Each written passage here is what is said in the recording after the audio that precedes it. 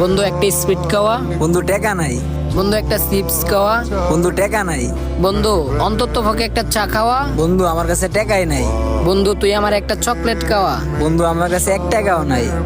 মার চিকিৎসাটা কেমনে করুম, টাকা পয়সাও নাই, মাথাও কাজ করতেছে না। কিরে বন্ধু, তোর কি মন খারাপ?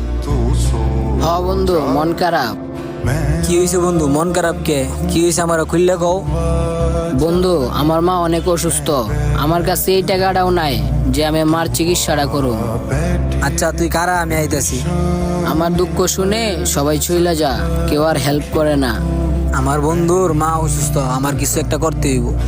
কিরে SMS আইলো কি এর? এত টাকা? এটা তো শান্তর নাম্বার।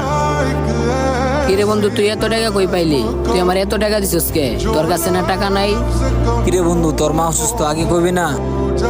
টাকা লাগলে আরো বলিস, সমস্যা নাই। তোর কাছে বন্ধু এত টাকা, তাইলে বন্ধু আমার একটা স্পিড খাওয়া। আমার কাছে টাকা নাই। তাইলে বন্ধু একটা চিপস খাওয়া। আরে বন্ধু টাকাই নাই। তো এই ভিডিওটা তো এটাই বুঝাইতে চাইছি, সব বন্ধু বন্ধু নয়, কিছু বন্ধু আপন ভাইয়ের মতো হয়।